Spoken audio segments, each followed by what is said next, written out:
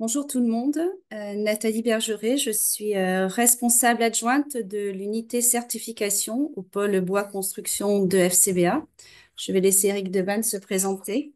Bien, bonjour à toutes et à tous. Bien, moi, je suis Eric Deban. Je suis le responsable de la marque CTB A+, qui s'adresse donc aux entreprises de traitement des bois, et aussi responsable d'une autre marque de certification, CTB E+, qui s'adresse aux experts en pathologie des bois.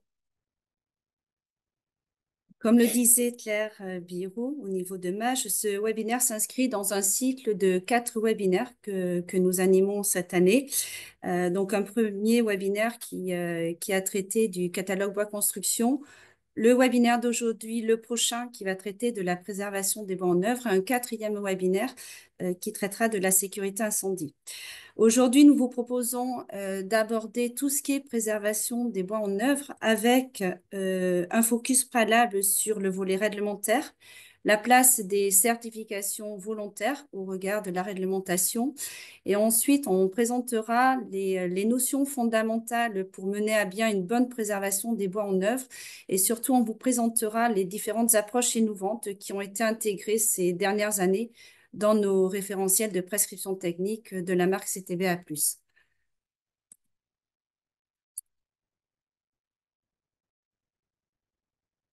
Donc, nous sommes ensemble pour un peu plus d'une heure et demie.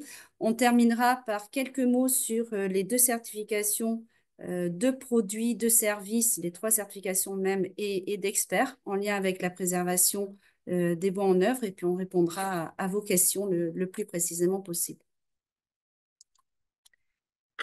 Donc, au préalable, quelques mots sur FCBA. Donc, nous sommes le centre technique industriel de la filière bois, un peu plus de 250 personnes.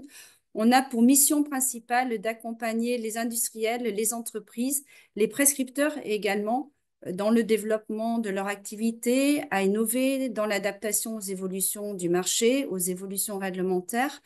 Donc, nous sommes sectorisés en 4 secteurs d'activité. Donc, un premier secteur qui concerne toute la partie amont, la partie forestière. On va traiter de la forêt, de l'amélioration génétique. Un deuxième secteur, le pôle industrie bois et construction, qui va regrouper l'ensemble des activités liées à la première, à la deuxième transformation. Donc, ça va aller de la scierie, de la pâte à papier, l'emballage, jusqu'à l'ossature, donc la structure bois, les panneaux, la menuiserie et puis tous les aspects préservation. Un troisième secteur d'activité qui concerne vraiment la partie intérieure, donc aménagement, espace de vie. Là, on va plutôt traiter de tout ce qui est mobilier, aussi bien domestique, professionnel qu'urbain.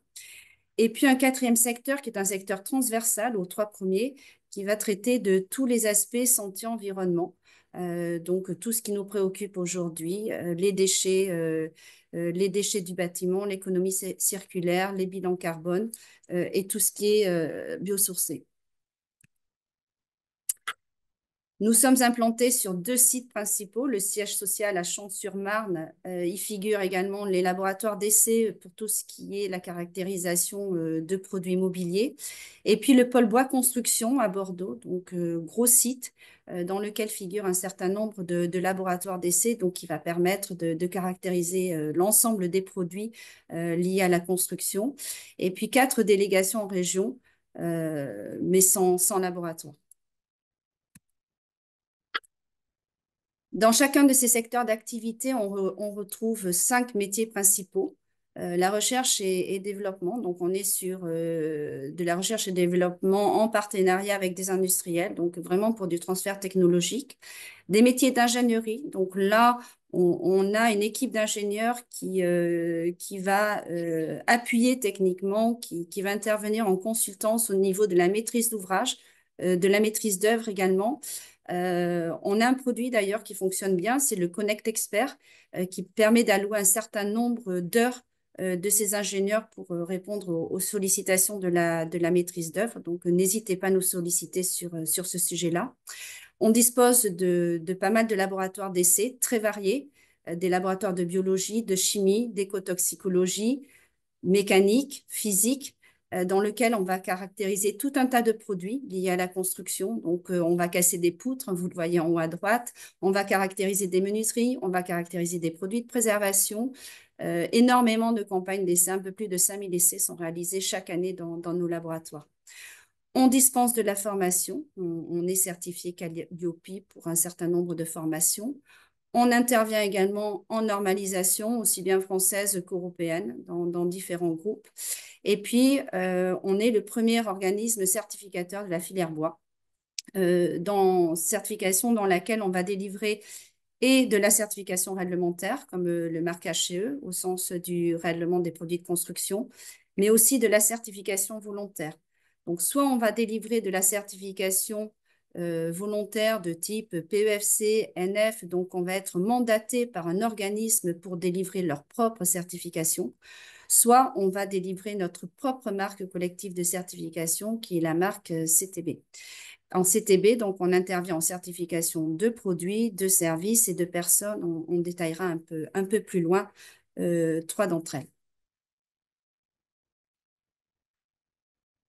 Voilà, donc après cette brève présentation, on va rentrer dans le vif du sujet. On souhaitait vous faire un focus sur le règlement biocide. De quoi parle-t-on? Si on regarde du côté de la réglementation européenne, aujourd'hui, on a trois réglementations chapeaux qui sont en lien avec l'usage des produits chimiques, c'est REACH, CLP, règlement biocide. On ne va pas rentrer dans le détail de chacune d'entre elles. Ce qu'il faut retenir, c'est qu'elles ont toutes le même objectif, c'est viser à mieux protéger la santé humaine et l'environnement vis-à-vis des risques liés à l'utilisation des substances chimiques.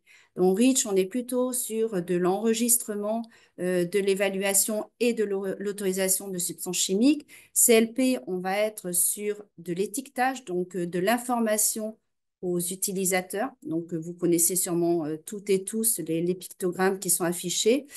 Et puis, le règlement biocide, on rentre là dans des produits qui sont plus spécifiques, qui contiennent des produits biocides. Alors, ce règlement biocide est entré en vigueur en septembre 2013 suite à une directive qui, elle, date de 1998 et qui a pour objectif d'encadrer la mise sur le marché et l'utilisation de produits biocides, et ceci sur l'ensemble des marchés européens. Et toujours dans cet objectif de garantir du coup un niveau élevé de protection de la santé humaine et de l'environnement vis-à-vis de l'utilisation de ces produits biocides. Donc, quand on parle de produits biocides, on parle de quoi? On parle soit d'une substance ou d'un mélange de substances actives qui vont être destinées soit à tuer, donc à détruire, soit à repousser. Donc, c'est toute la gamme des répulsifs qu'on peut trouver, par exemple, en démoustication, ou rendre inoffensif un organisme nuisible, un organisme cible par une action chimique ou biologique. Donc, pour ce qui nous concerne dans la préservation des bois en œuvre, les organismes cibles et nuisibles vont être les insectes à larves xylophages, les termites et les champignons. Quand on regarde du côté du règlement biocide, ces produits de protection du bois ou de protection antitermite, ils sont regroupés en deux catégories. Les TP8, donc c'est tout ce qui concerne les produits de protection du bois. Donc on va y trouver aussi bien les produits de protection de préservation industrielle qui vont être utilisés par trompage, par autoclave par exemple, pour conférer une durabilité à une essence de bois, comme on va y trouver tout ce qui est produit de traitement curatif des bois en œuvre. Cela fait partie de la même famille de produits, les TP8. Deuxième famille de produits qu'il faut connaître, ce sont les TP18. Donc, c'est la famille des insecticides, donc insecticides de façon très large, mais famille dans laquelle on va retrouver l'ensemble des produits antitermites. Donc, pour la durabilité et préservation des bois, deux TP à retenir, deux TP qui nous concernent, les TP8, les TP18. Maintenant, on va rentrer dans le processus d'évaluation de ces produits formulés à base de produits biocides. Le processus d'évaluation, il se fait en deux étapes. La première étape, elle se fait au niveau de l'Europe. Donc, c'est la Commission européenne qui va évaluer chaque substance active biocide qui est déposée par un industriel, moyennant la fourniture d'un dossier d'efficacité et d'un dossier santé-environnement. Et il va falloir que la Commission européenne autorise l'ensemble, chacune des substances actives biocides pour qu'en suivant, l'industriel formulateur de produits puisse déposer son produit au niveau d'un État membre, donc par exemple la France. L'autorité compétente en France pour évaluer les produits formulés, c'est l'ANSES. Et là aussi, l'industriel, du coup, devra déposer dans un deuxième temps un dossier d'efficacité, un dossier santé-environnement par rapport aux produits qu'il souhaite faire évaluer. Donc, l'évaluation de la substance, ça se fait au niveau de l'Europe. L'évaluation du produit formulé, ça se fait au niveau de l'État membre. L'État membre qui, une fois l'évaluation faite, va donner ou pas une autorisation nationale de mise sur le marché, dite AMM. Donc, on va retrouver ces AMM aussi dans le milieu pharmaceutique, le milieu du médicament. Donc, une AMM qui a une durée de validité. Donc, cette autorisation de mise sur le marché, elle va être accordée pour 5 ans ou pour 10 ans en fonction de la dangerosité, en particulier du produit. Ce qui veut dire que aujourd'hui, tout produit qui est utilisé sur le marché français doit bénéficier d'une AMM en vigueur, donc pour une durée de 5 ans ou 10 ans. Donc, on vous a mis en bas le lien des substances actives biocides qui aujourd'hui sont autorisées et qui permettent derrière d'avoir des produits formulés autorisés. Qu'est-ce qu'on trouve dans une AMM? Dans une autorisation de mise sur le marché, c'est un dossier qui est assez complet et qui peut être complexe quand on n'est pas vulgarisé avec les termes. Donc, on va y trouver le nom commercial, le fabricant, le descriptif de produit, les matières actives, les classes de danger, donc l'étiquetage du produit. Et puis, on va y trouver la description de l'usage. Donc là, on vous a mis un exemple d'un produit, un TP8. Donc, on retrouve nos fameux produits de protection du bois, dont l'AMM a été accordée pour un usage professionnel uniquement, sur une cible insecte à larves xylophages uniquement. Je parle de uniquement, puisqu'on verra dans un deuxième temps que seuls les usages et les cibles mentionnés dans l'AMM sont autorisés. Tous les autres usages sont des mésusages. Donc là, on est sur un produit qui est autorisé sur le marché français pour un usage en traitement curatif des bois, sur du résineux, sur feuillu, en application par injection et par pulvérisation pour traiter contre les insectes à larves xylophages. Donc, vous voyez bien que ce n'est pas toujours facile de s'y retrouver, ce n'est pas toujours facile d'avoir les informations de façon immédiate. Et donc, en coexistence ou en parallèle de cette réglementation européenne, il existe une certification qui date d'une trentaine d'années, puisque CTBP Plus va fêter 35 ans cette année, qui bien avant les aspects réglementaires étaient là pour évaluer d'une part l'efficacité des produits sur une cible visée. Donc, pour ce qui nous concerne, ça va être les champignons, ça va être les termites, ça va être les insectes. Cette efficacité, elle est évaluée dans nos laboratoires, mais aussi sur des terrains d'essai, notamment pour les aspects termites et champignons. Et puis, en parallèle de l'efficacité, on évalue ces produits d'un point de vue santé-environnement. Et cette évaluation, elle se fait par une commission d'experts qui est indépendante à FCBA et qui va devoir émettre un avis favorable pour que le produit soit certifié. Alors, vous allez me dire, mais quelle est la différence entre une AMM et la certification CTBP+. La différence, elle est importante dans le sens où l'AMM, c'est une évaluation à un instant T0 et l'AMM est donnée, donc, comme on vous a présenté, pour 5 ans ou 10 ans. Au niveau de CTBP+, c'est une évaluation du produit, de l'efficacité, de son impact santé-environnement maîtrisé à T0. Mais en plus de ça, on va aller auditer les sites de fabrication des industriels ainsi que leurs laboratoires pour garantir au marché de la qualité de la formulation et du maintien et de l'homogénéité de la production et de la fabrication dans le temps. Ces audits in situ, donc sur les sites industriels, sont réalisés une fois par an et à chaque audit, on va prélever des extraits de formulation que l'on va recaractériser chez nous pour s'assurer qu'on est toujours sur la même formulation que celle qui a été testée initialement. Donc, CTBP+ garantit vraiment l'efficacité l'efficacité dans le temps du produit et surtout la qualité du produit dans le temps. Nous avons un site qui va permettre de répondre à un certain nombre d'interrogations, site CTBP+, dans lequel vous allez trouver l'ensemble des listes de produits de préservation certifiés CTBP+. Donc, il y en a un peu plus de 70 aujourd'hui qui touchent aussi bien des produits de préservation préventifs, classe 1, 2, 3, 4, que des produits de préservation curatifs des bons en œuvre, que des produits de protection anti-termites ou des produits curatifs anti-termites. Donc, vous avez 4 typologies de produits. Et dans les listes, on a essayé de digérer, entre guillemets, l'information qui peut être contenue dans les AMM. Donc, on vous a mis un exemple sur le slide. En bas à gauche, vous avez le prérequis de la certification qui est l'AMM. Donc, vous avez le numéro de l'AMM.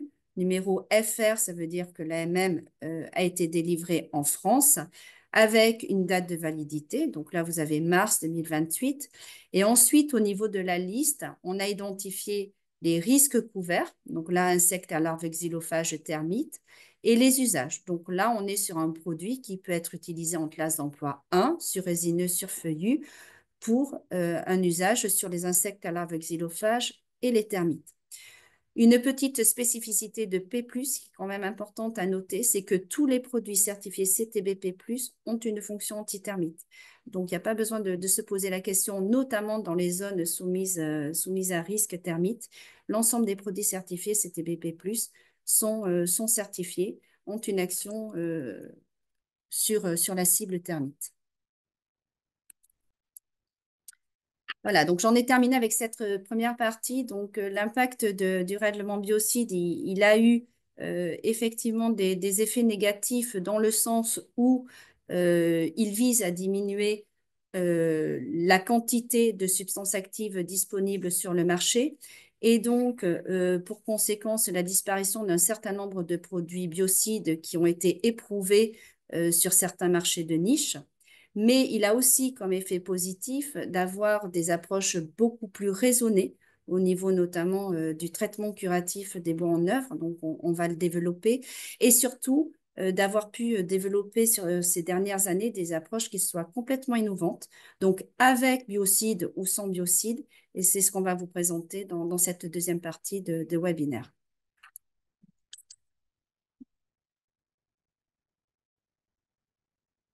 Eh bien, écoutez, je vais prendre le relais de Nathalie, donc, pour vous présenter les bonnes pratiques de la préservation du bois en œuvre, donc, dans les bâtiments. Et puis, les approches qu'on a pu développer au niveau de nos référentiels de prescription technique, comme le disait Nathalie, et notamment les approches innovantes qui visent aussi à utiliser des moyens techniques différents que les produits biocides.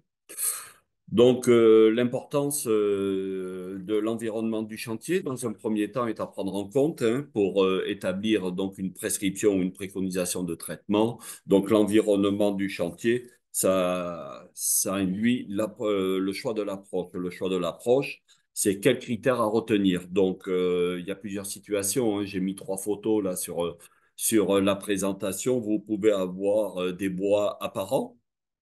Vous pouvez avoir des bois qui sont en comble, des bois qui sont dans des pièces de vie, des bois qui peuvent être enfermés aussi. Si vous faites des chantiers de rénovation, les bois qui sont apparents peuvent devenir enfermés suivant la nature de la rénovation. Et puis, ce traitement ou cette préservation concerne aussi les bois de structure, mais aussi tous les bois de menuiserie. Donc ça, c'est un premier critère à prendre en compte. Pardon, j'étais un peu loin. Un second critère à prendre en compte, c'est la localisation de l'infestation. Donc, la nature de l'infestation, déjà, quel est l'insecte? On verra juste après les principaux insectes. L'importance de l'infestation. Là, vous voyez, j'ai mis des photos dans un comble où l'infestation est quand même généralisée et suffisamment importante pour qu'il y ait eu un traitement complet de fait. Donc, le degré d'infestation, je viens de le dire. Est-ce que c'est généralisé? Est-ce que c'est localisé? et surtout sa localisation. Est-ce que c'est au milieu d'une poutre? Est-ce que c'est un ancrage qui est abîmé, etc. On peut voir que suivant l'insecte présent, il peut y avoir une autre pathologie qui est déclarée. Donc, l'infestation, sa localisation, si c'est généralisé, et son degré, très important. Donc, les principaux insectes que l'on va retrouver dans les bois, le plus courant, c'est le capricorne des maisons. J'ai mis son nom latin à côté, il est Rupes bajulus. Donc, vous avez la photo en haut à gauche, c'est une femelle qui pond dans une fissure du bois. Il suffit d'une petite fissure d'un dixième pour que la femelle ponde peut-être une centaine d'œufs. C'est entre 20 et 100 œufs qu'une femelle peut pondre à chaque fois. À droite, toujours en haut, vous avez ben, la larve du capricorne. C'est la seule responsable des dégâts. Il n'y a que la larve qui mange et elle peut vivre jusqu'à 2 ans dans les bois. Et vous voyez l'incidence que ça a sur les bois. La photo du bas, hein, c'est un résineux. Le capricorne ne se développe que dans le résineux et mange surtout les aubiers, dégrade surtout les aubiers. Voilà, on voit bien la photo de gauche et les aubiers dégradés. La photo centrale, eh bien là, c'est une voliche qui est très infestée aussi. Et j'ai mis une photo à droite, pardon, c'est un polystyrène qui lui aussi est dégradé par la larve de Capricorne, qui peut dégrader plusieurs matériaux. Mais bien sûr, nous, on va s'intéresser au bois. Vous avez un autre insecte à larve xylophage aussi qui se développe, mais lui alors uniquement dans le feuillu. Là aussi, je vous ai mis en haut à droite, à gauche, pardon, la photo d'un insecte parfait. La larve sur la photo de droite et en bas les dégâts qui sont occasionnés. Là aussi, on voit que ce sont les aubiers qui sont dégradés, mais les aubiers du chêne uniquement. On l'appelle aussi le capricorne du chêne, mais son nom, c'est souvent Hesperophanes et à côté, vous avez son nom latin aussi. Retenez Hesperophanes ou capricorne du chêne. C'est pas tout à fait le capricorne des maisons, mais ça fait à peu près le même dégât. C'est une larve qui est plus grosse et un insecte parfait qui est un petit peu plus gros aussi. Donc les dégâts peuvent être importants dans les aubiers, hein. Vous avez un autre insecte qu'on le retrouve régulièrement aussi dans les bois, c'est la petite vrillette, donc on appelle Anobion punctatum, c'est son petit nom latin aussi. On le retrouve, lui, dans les résineux et dans les feuillus. Chez nous, dans le sud-ouest, on appelle ça le cusson. Ça attaque souvent les meubles, les pieds de meubles, les étagères dans les meubles. Vous avez des petits tas de farine qui se produisent au droit des infestations, mais ça s'attaque aussi au bois d'œuvre. Ça s'attaque au bois d'œuvre, les résineux et les feuillus, et ça arrive à faire des dégâts quand même suffisamment conséquents pour qu'un traitement soit réalisé sur ces bois d'œuvre.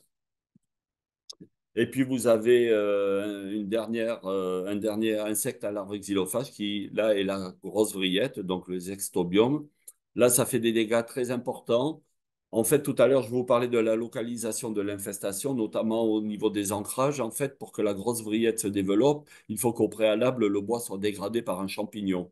Et les champignons, les dégradations arrivent souvent par les ancrages qui prennent l'humidité et donc qui sont après infestés et ramollis par un champignon, d'où le développement de la jeune larve de la grosse vrillette, qui après peut se développer bien sûr dans des bois qui sont secs. Donc là, ça peut faire des gros dégâts. On voit ça souvent en Bretagne ou dans le nord de la France. C'est souvent associé à des dégâts de mérule.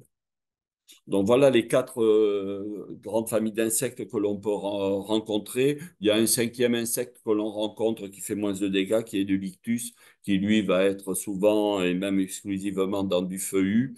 Bon, il y a un exemple tout à l'heure de l'ictus, c'est pour ça que je vous en parle, mais retenez ces quatre insectes principaux. Le capricorne dans le résineux, l'Hesperophanes dans le feuillu, la petite et la grosse vrillette, résineux et feuillu. Donc, eh bien, une fois qu'on a vu l'environnement du chantier, qu'on a identifié la nature de l'infestation et surtout son degré et sa localisation, eh bien, on va mettre en œuvre un traitement des bois. Donc, il y a d'autres critères à prendre en compte aussi, et c'est le troisième volet de ma présentation, la volonté du maître d'œuvre ou du maître d'ouvrage. Ça dépend de la destination du bâtiment. Ça dépend de ce que souhaite aussi le client final. Est-ce qu'il veut une garantie associée à un traitement? Est-ce qu'il préfère plutôt une surveillance et un traitement ciblé? Tout ça, ce sont des informations à prendre et à enregistrer en vue de proposer un moyen de lutte adapté à l'infestation, à l'environnement du chantier et à la volonté du maître d'ouvrage.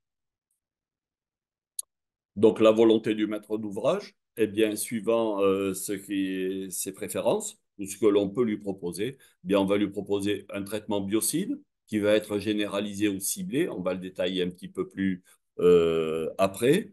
De la surveillance du bâti, on peut traiter donc de façon ciblée et surveiller le reste des bois.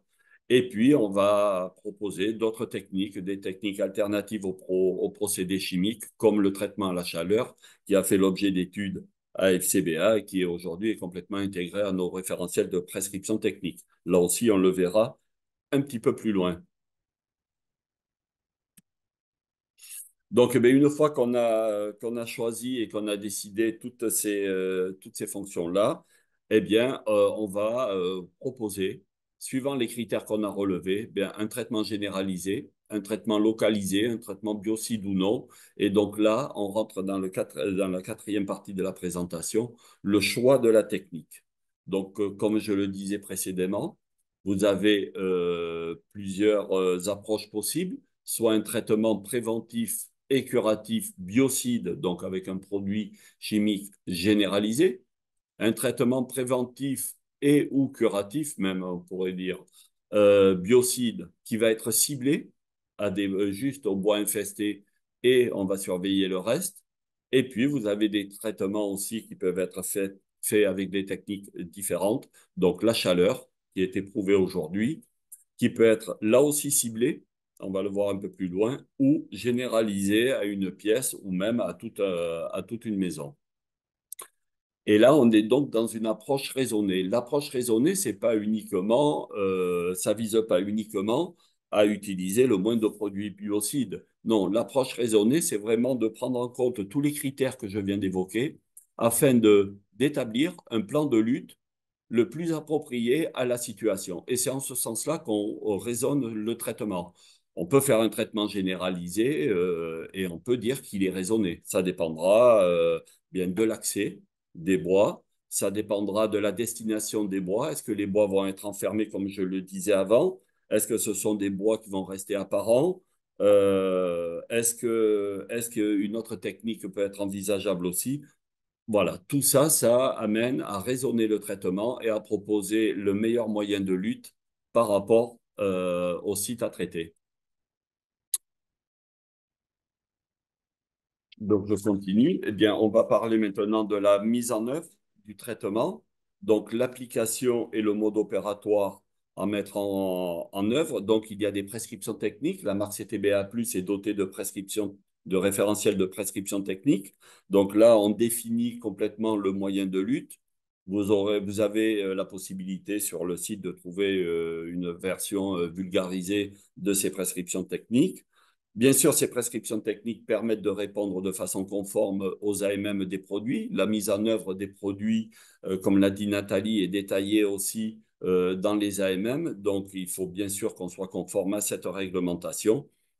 Et ça permet, enfin, il est nécessaire aussi, par rapport à la pathologie, de choisir le produit. Il ne sert à rien de mettre un produit insecticide et fongicide si on n'a qu'un problème d'insectes dans le bâti. Donc, la mise en œuvre des produits, donc l'application des modes opératoires, donc comme je le disais, validé dans CTBA+, il y a des étapes, déjà les phases préparatoires. C'est très important, c'est une grande partie de la réussite du traitement. Je les ai définis là rapidement. Le sondage des bois, ça va permettre de localiser les infestations. Parfois, on ne voit pas visuellement les infestations. Donc, il est nécessaire de les localiser précisément et on les localise par le biais de sondages. Donc, juste à gauche, là, j'ai mis une photo de sondage, mais le sondage peut être fait de manière différente avec d'autres outils. Ensuite, vous avez une opération très importante qui s'appelle le bûchage. En fait, c'est faire tomber toutes les parties vermoulues, tout ce que l'insecte a dégradé. Ça ne sert à rien de le traiter. On traite le bois sain, on ne traite pas les bois qui sont dégradés par les insectes à larves xylophages.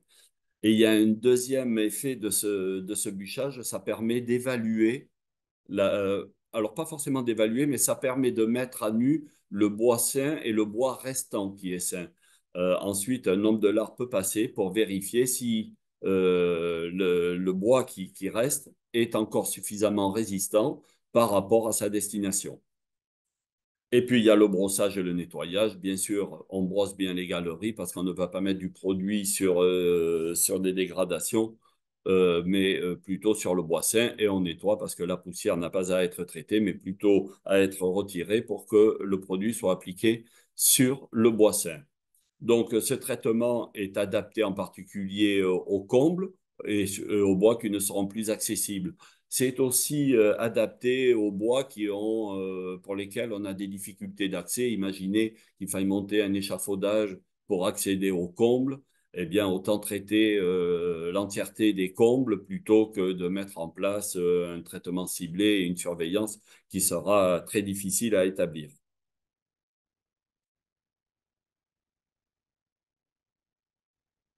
Et ensuite, eh bien, vous avez la deuxième phase donc, du traitement généralisé. Eh bien, là, c'est la phase de passage des produits, je dirais. Donc, l'injection, c'est la partie curative du traitement. On va soit créer des poches de produits dans le bois afin que les larves d'insectes qu'on n'a pas pu toucher puissent mourir au contact des produits, ou alors les produits diffusent dans les galeries qui pourraient rester après le bûchage et là, va chercher directement à l'intérieur la larve. Et ensuite, il y a la pulvérisation. Alors là, la pulvérisation, elle peut être faite au moyen de différents produits. Je ne veux pas rentrer trop dans le détail, mais vous avez des produits sous forme liquide et des produits sous forme de gel. Le produit liquide, eh bien, il vient en association avec l'injection et c'est la partie préventive du traitement. En fait, ça empêche l'insecte de venir pondre à nouveau dans le bois. Et vous avez des pulvérisations qui se font avec du gel. Alors là, c'est un gel qui pénètre beaucoup plus les aubiers du bois et ça permet, dans certains cas, de s'exonérer de l'injection des bois.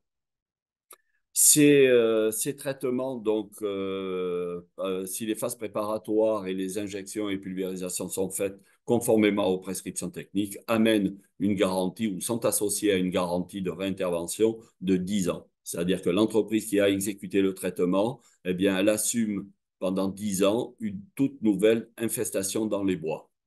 C'est important quand un client souhaite avoir une garantie de 10 ans sur les bois ou même si les bois sont enfermés après des travaux de rénovation. Donc, je continue toujours avec les produits biocides, mais là, le traitement, il peut même être ciblé. J'ai mis une photo, vous voyez, ce sont des bois apparents, une rénovation qui a été réalisée il n'y a pas très longtemps, tout est propre. Il est très difficile de traiter l'ensemble de ces bois par injection et par pulvérisation. C'est aussi une pièce de vie. Imaginez une chambre d'enfant, ça serait compliqué de traiter l'ensemble des bois. Donc, on peut très bien être amené ou on peut très bien proposer un traitement ciblé uniquement aux seuls bois qui sont infestés. Vous pouvez mettre en œuvre un diagnostic un peu plus poussé avec des systèmes d'écoute afin de vraiment repérer où l'infestation se situe. Au préalable, vous pouvez même demander à un expert de passer qui, lui, avec des systèmes d'écoute, pourra aussi identifier tous les bois qui sont infestés et donc l'entreprise de traitement traitera uniquement ces zones-là. Donc, comment on les traitera? Ben, là aussi, on les traitera avec des phases préparatoires quand c'est possible, parce que parfois l'esthétique rend impossible ces phases préparatoires, mais il y aura de toute façon des injections et des pulvérisations. Alors, ce type de traitement ciblé n'amène pas une garantie de 10 ans sur les bois, hein, puisque l'on ne traite pas tout. On ne peut pas garantir le traitement pendant 10 ans. En revanche, l'entreprise proposera un contrat de surveillance. Suite à sa prestation, eh bien, elle pourra repasser tous les ans, tous les 2 ans. Ça dépendra de la configuration du chantier et ce qu'elle pourra proposer à son client. On n'a pas défini un contrat de surveillance dans nos prescriptions techniques, tout simplement parce que ça peut être différent suivant la destination des bois, suivant le chantier par lui-même et suivant son environnement. Donc ensuite, eh bien là, nous avons développé le traitement par la chaleur. Donc, le traitement par la chaleur, c'est une technique alternative au traitement par biocide. Donc, ce n'est pas une technique alternative qui est mise de temps en temps en œuvre. Non, c'est une technique à part entière. Je dis alternative parce qu'elle n'utilise pas ou elle ne fait pas appel à des produits chimiques pour éliminer tout ce qui est larves d'insectes.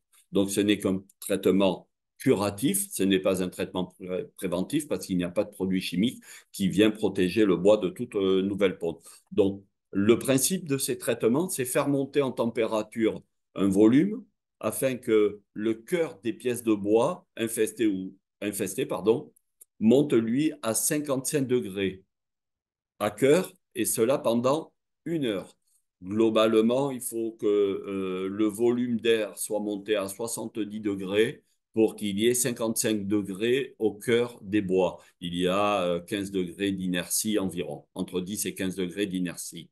Nous avons fait travailler les laboratoires de FCBA afin de vérifier la norme, qui est un fascicule de documentation même, sur lequel on s'est appuyé pour développer cette technique-là. Mais on a souhaité voir si on ne pouvait pas optimiser ce couple temps d'exposition, température. Donc déjà, dans un premier temps, on a vérifié qu'1 heure à 55 degrés, ça fonctionnait bien. Et vous voyez la case qui est bleue, c'est bien 100% de mortalité. Et ce qui est important de regarder, c'est la case à côté. 50 minutes d'exposition à 55 degrés, on arrive uniquement à 60% de mortalité. Donc le temps, la durée d'exposition est très très importante. Donc on voit que si on monte en degrés à 60 degrés, 5 degrés de plus, en 30 minutes, on arrive aussi à 100% de mortalité. C'est très difficile de monter en température le cœur des bois. Donc 55 degrés, c'est bien déjà. 60 degrés, eh bien, en une demi-heure, on peut, mais on ne peut pas toujours monter à 60 degrés. Et on voit même qu'à 70 degrés au cœur de la pièce du bois, en 15 minutes, on arrive à 100% de mortalité. Le problème, c'est que monter à 75 degrés le cœur du bois, ça fait monter en température à 90 degrés un volume. Et là, il y a d'autres pathologies qu'on pourrait créer. Et on s'aperçoit qu'à 50 degrés, même en 4 heures, on n'arrive qu'à peine à 20% de mortalité. Donc, sur la base de ces ABAC et de ce fascicule de documentation, nous avons élaboré des prescriptions techniques. Au préalable, nous avons aussi fait des chantiers expérimentaux. Donc là, je vous ai mis 2 chantiers que nous avons réalisés FCBA avec des entreprises de traitement des bois certifiées.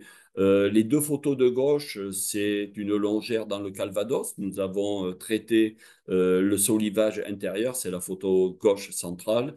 En fait, il y a eu une rénovation complète du bâti et puis ils se sont aperçus qu'il y avait du lictus dans les solivages en chaîne.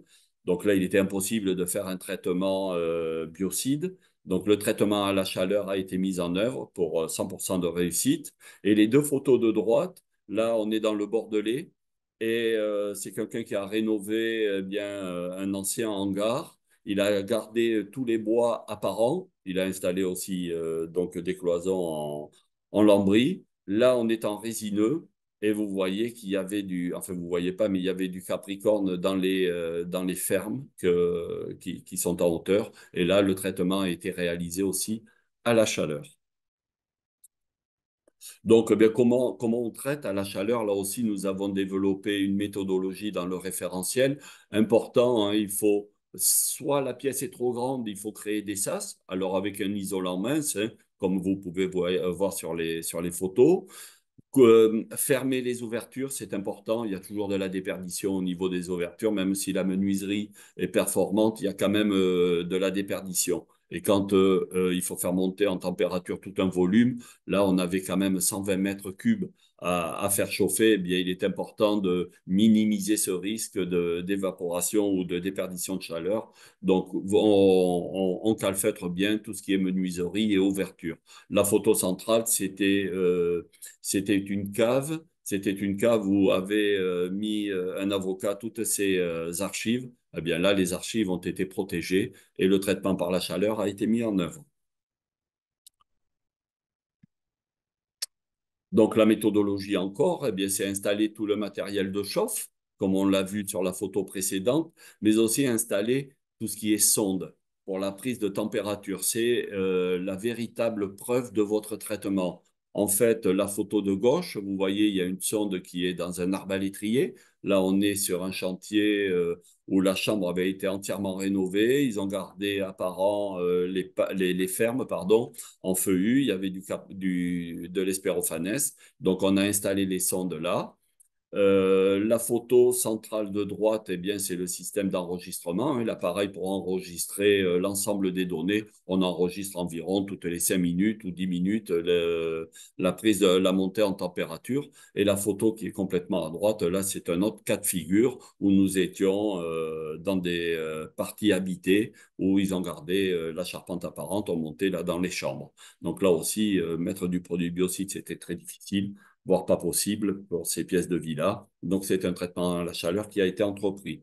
Donc, la montée en température doit se faire de façon progressive, hein, et le traitement, pardon, tout l'enregistrement servira de preuve. De preuve. Là, c'était donc pour les traitements généralisés. On fait monter en température tout un volume afin de faire traiter l'ensemble des bois qui sont contenus dans ce volume-là.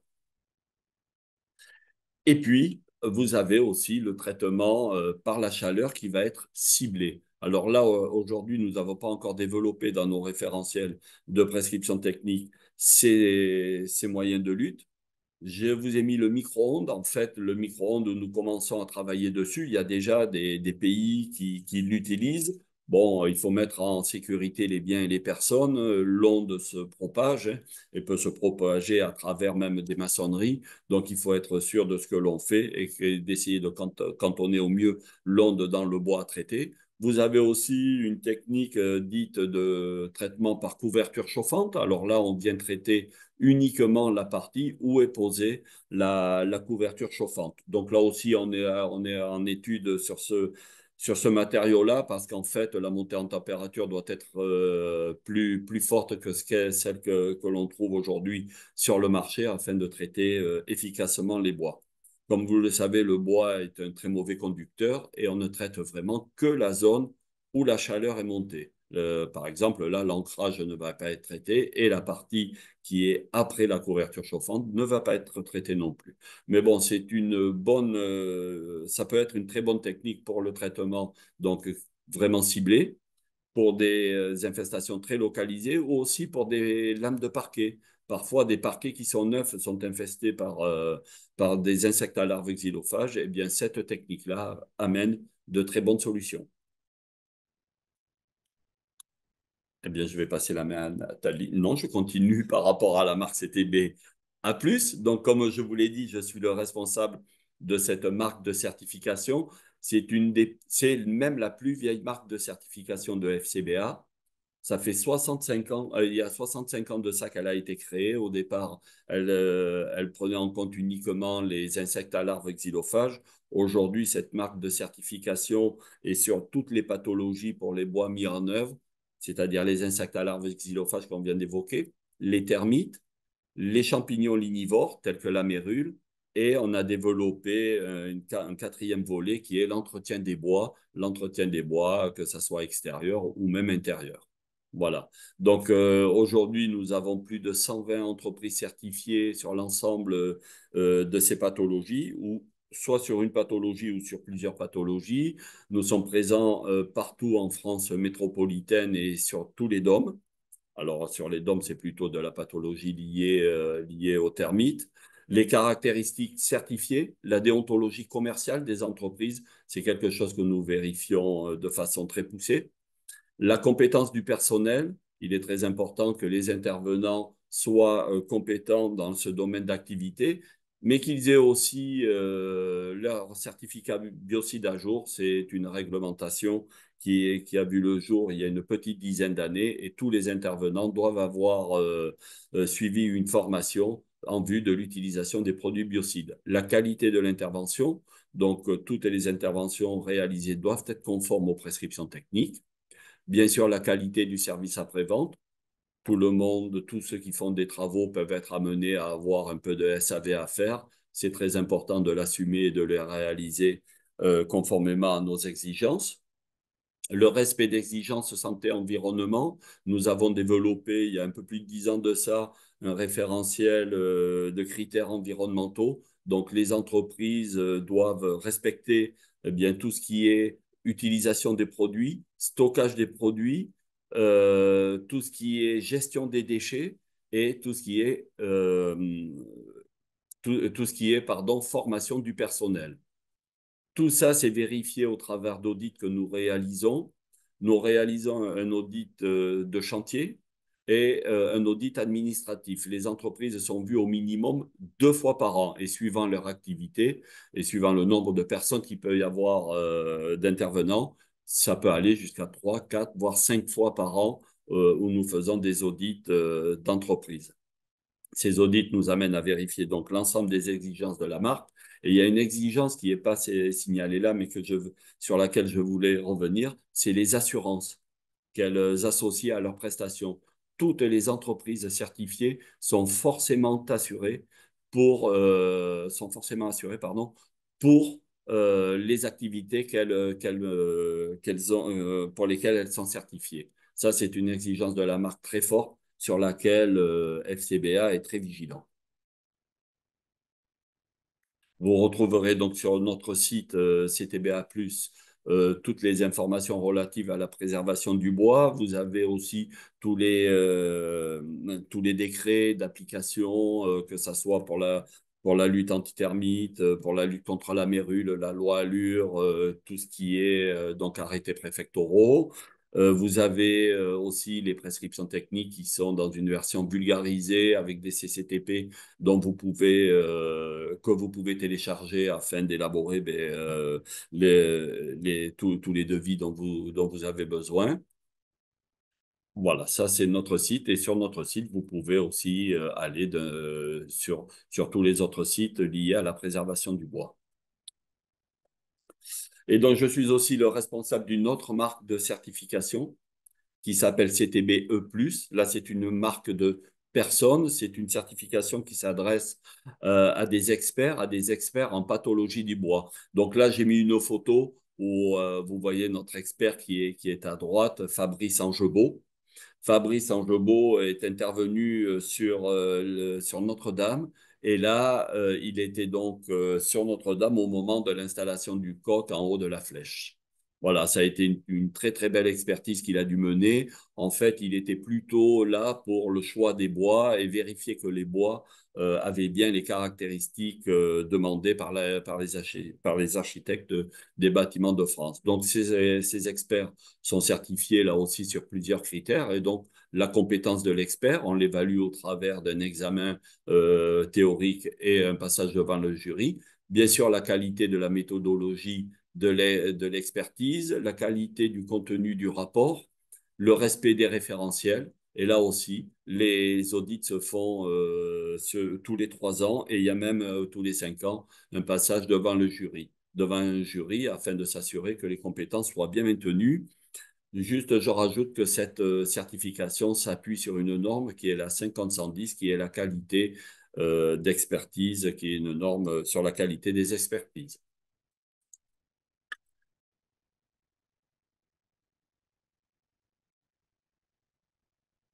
Donc, en conclusion de ce webinaire, nous avons souhaité faire une petite rétrospective sur les 25 dernières années au niveau des deux marques que nous avons présentées, donc CTBP+, certification des produits de préservation, et CTBA+, la qualité de service.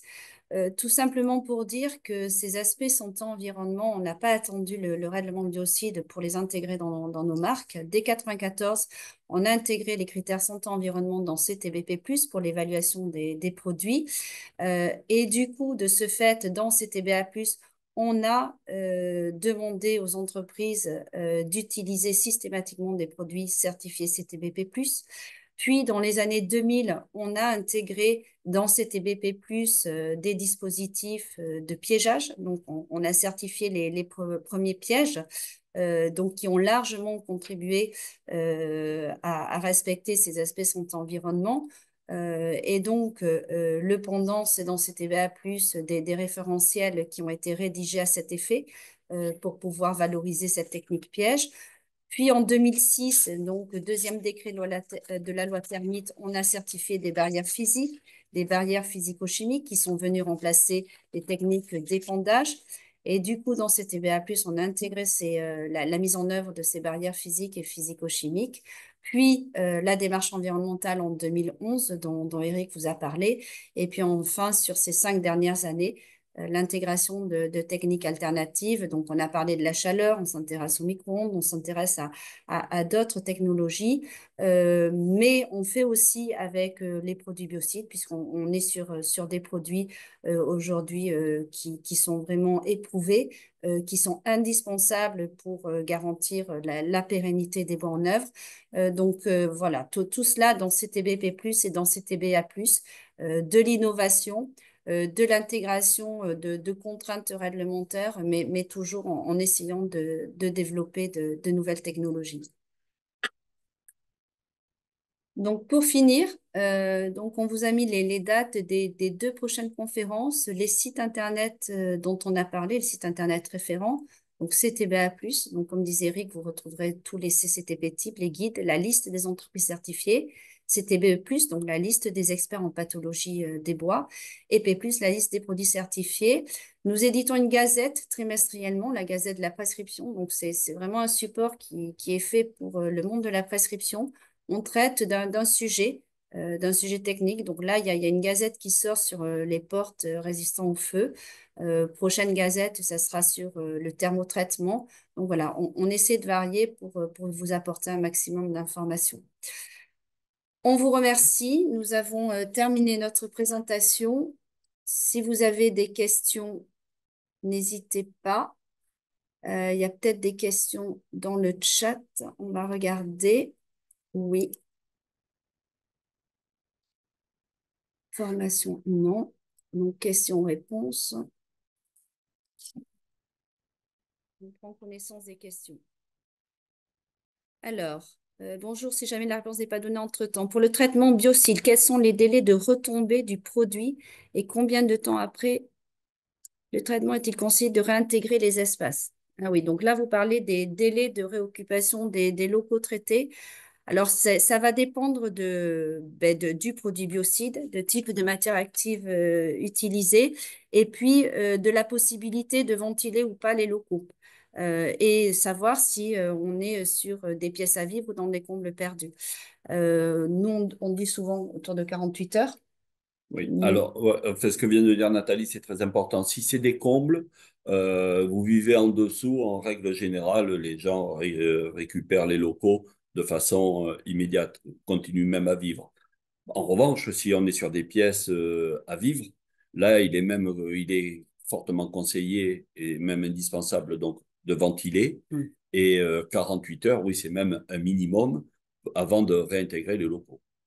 Donc vraiment, quelles sont les conditions dans lesquelles le produit a été passé, quelles sont les conditions de chantier, et puis on adapte. Et la typologie du produit. Et la typologie, oui, bien sûr. Alors, est-ce que la mise en température d'une pièce n'entraîne pas des dégradations sur les autres matériaux? Dilatation. Très bonne Oui, question. alors je ne l'ai pas précisé dans Ouais. ma présentation. Effectivement, alors déjà, dans un premier temps, il va être nécessaire d'évacuer tout ce qui est électronique. Donc, tout ce Mm. qui est téléphones, ordinateurs, etc. Tout ça, ça doit être retiré de la pièce. S'il n'est pas possible de retirer, comme par exemple une climatisation, là, il sera indispensable de la protéger au moyen d'un isolant mince. Après, il y a les autres matériaux. On a eu un cas de figure où ce sont des menuiseries en PVC qui ont été posées en rénovation, c'est-à-dire sur l'ancien dormant bois. Il y a des joints qui ont été faits autour et effectivement, ce joint a coulé. Pas le joint des vitres, hein, pas le joint, mais le joint qui est tout autour. Après, il peut y avoir au niveau des joints des BA13, des cloisons en BA13. Là, effectivement, s'ils sont assez récents, il peut y avoir un phénomène de fissuration qui se passe. Après, c'est à peu près tout. Ouais. Vous pouvez laisser les meubles.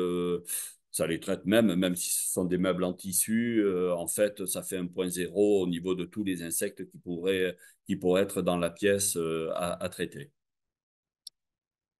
Alors, est-ce que la mise en température d'une pièce n'entraîne pas des dégradations? Ah ben ça, on l'a Ouais. vu. Quelle est la différence de prix pour un traitement biocide et par la chaleur sur des chantiers similaires? Le traitement par la chaleur est-il moins coûteux? Pas forcément. Non, non, non, non. Le traitement à la chaleur n'est pas moins coûteux. Ça dépend après, toujours pareil, des conditions d'intervention. Mais un traitement biocide, ça implique des protections aussi, etc. Non, c'est pas forcément moins coûteux. C'est plutôt le volume de bois à traiter, le volume de la pièce à faire monter en température qui va induire le prix. Quelles sont les protections réglementaires? Ah, oula. Alors, il y a beaucoup de questions qui arrivent, donc ça saute. Quelles sont les protections réglementaires pour les applicateurs? Y a-t-il des formations spécifiques? Ah oui, ben, là, il y a toute la réglementation du travail liée à l'utilisation de substances chimiques. Au niveau des formations, il y a des guides au niveau de l'INERIS qui sont consultables sur les moyens de protection et les EPI adaptés à l'usage de ces produits biocides. Et puis, il Et y a puis, il y a aussi le certificat biocide. voilà. Voilà, pardon. Vas-y, Je t'ai vas-y. coupé. Non, non, vas-y. Pardon. Il y a aussi, pardon, le certificat biocide. Donc, c'est une formation là, obligatoire que doivent passer tous les utilisateurs de produits, c'est-à-dire tous les intervenants sur chantier, mais aussi le chef d'entreprise qui est responsable de l'achat de ces produits. Suivant la typologie de produit, on a parlé, nous, de TP8, mais il peut y avoir des TP18 aussi pour les antithermites. Bien, il faudra adapter le temps de formation. Globalement, pour les TP8, donc les produits de traitement de bois, c'est une journée de formation. Et ça, c'est obligatoire. Tous les intervenants doivent l'avoir.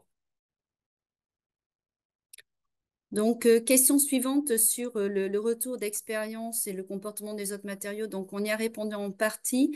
Retour d'expérience, on est sur une technique qui est relativement récente au niveau du marché français, mais qui est couramment utilisée dans les pays d'Europe du Nord. Donc, on a un bon retour d'expérience par rapport à nos homologues, que ce soit hollandais et allemands. Voilà, puis sur les autres questions, on y a déjà répondu. Je fais vite parce que... Ah non, il nous reste encore un peu de temps. Oui. Est-ce que la marque B+ existe toujours? Alors oui, bien sûr. 35 ans d'existence cette année. La marque B+, c'est tout ce qui est préservation préventif des bois. Là, on était vraiment sur les bois en œuvre, donc la partie curative. B+, c'est tout ce qui est procédé de traitement, essentiellement par imprégnation, mais aussi par application de surface des bois pour leur conférer donc une durabilité qu'ils n'auraient pas de façon naturelle. Bonjour, la certification A+ est-elle une obligation réglementaire pour les entreprises mettant en œuvre des produits biocides ou est-ce un gage de qualité auprès des clients?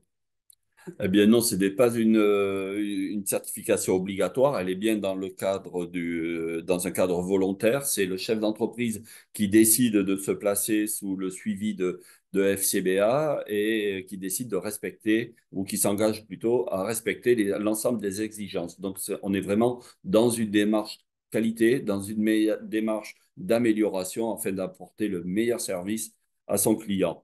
La marque CTBA+, et FCBA en général, est aussi fédérateur, hein. Nous arrivons à fédérer autour de notre table l'ensemble des acteurs de la préservation du bois, que ce soit les industriels qui élaborent les produits, que ce soit les entreprises de traitement des bois qui les mettent en œuvre, mais aussi les industriels qui développent des outils pour cette activité, et même les experts qui sont certifiés CTBE+, qui participent à ces travaux afin d'élaborer toujours des préconisations conformes et au plus près des conditions de chantier. Bien là, justement, il y a une question de M. Benani, qui est un expert certifié CTBE+, à Tarbes. Combien coûte un traitement par la chaleur, un traitement généralisé, par rapport à un traitement biocide classique? Bon, mais ça, Ben, c'est ce que je disais tout à l'heure. ouais. Voilà, ça dépend vraiment des conditions d'intervention. Est-ce qu'il y a des molécules biocides autorisées aujourd'hui et risquent d'être supprimées? Oui, peut-être. Il y a enfin, oui, sûrement. Il y a des matières actives qui sont candidates à la substitution. Donc, vous avez l'ensemble des informations sur le site de l'ECA. Il y a des fongicides qui ont des dates effectivement de prorogation d'autorisation jusqu'en 2030. Donc, oui, le règlement biocide, de toute façon, il est évolutif. Il évolue à chaque fois qu'une AMM est renouvelée. Donc, les choses bougent et on suit ça de très, très près au niveau de FCBA. Quel matériel pour traitement à la chaleur, puissance consommée? Alors, nous avons caractérisé un matériel d'un fournisseur. Ce sont donc des générateurs de chaleur qui permettent de monter en température environ 30 mètres cubes, donc une chambre globalement. Euh, Plus ça va être grand, plus il faudra d'appareils.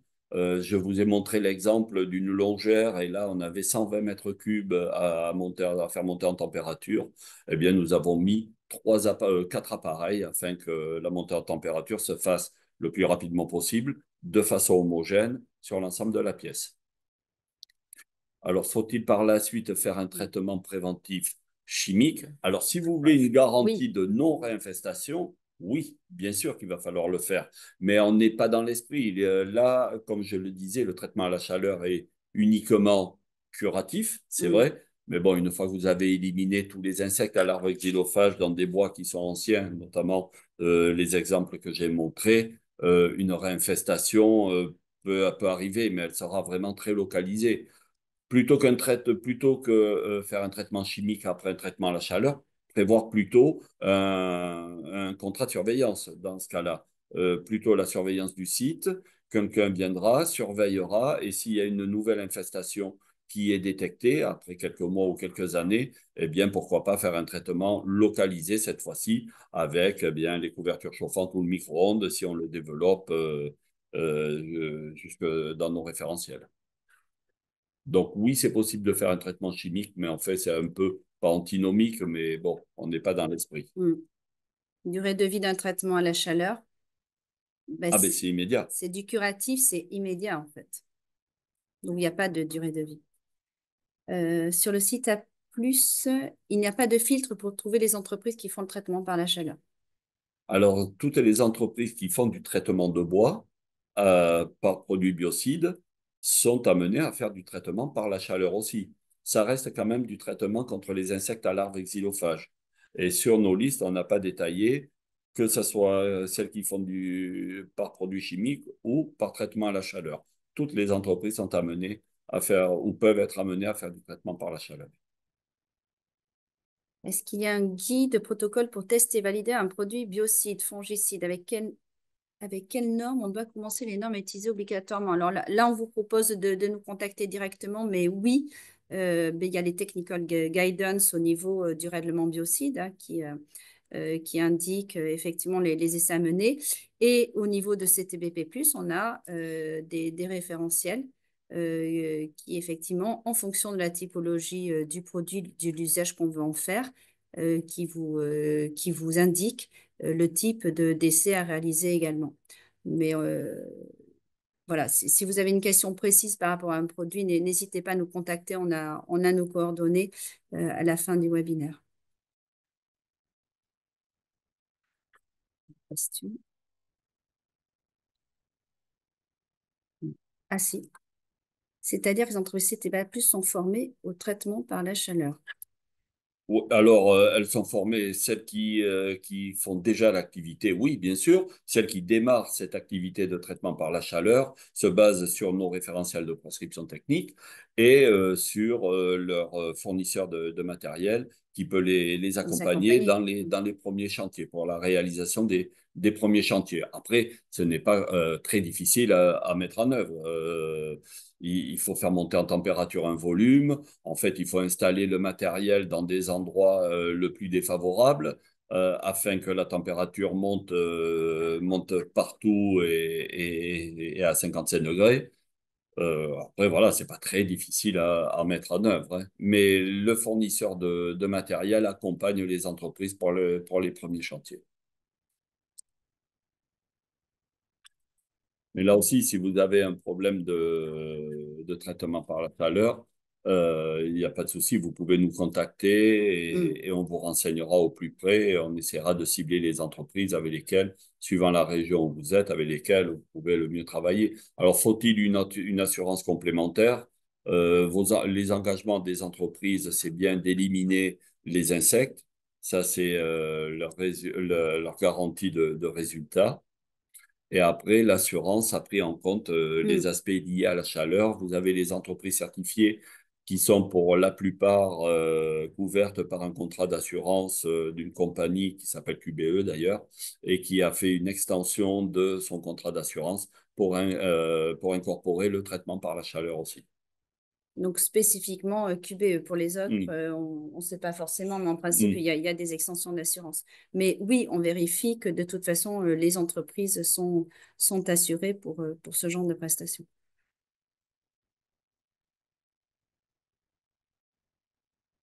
Donc Claire, a priori, il y a plus de questions.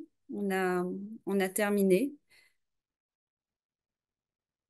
On vous remercie. Vous avez de toute façon nos coordonnées mail à la fin du webinaire. Donc n'hésitez pas à revenir vers... Ah, s'il y a encore une question. Ah non, merci Merci. beaucoup. Merci à vous, Euh, Monsieur Benani, d'avoir participé. N'hésitez pas à revenir vers nous si vous avez d'autres questions qui vous viendraient sur ces aspects-là, aussi bien produits que mise en œuvre, que certification. On vous remercie Bonne- et on vous souhaite une bonne journée à toutes et à tous. Merci à vous tous aussi d'avoir participé.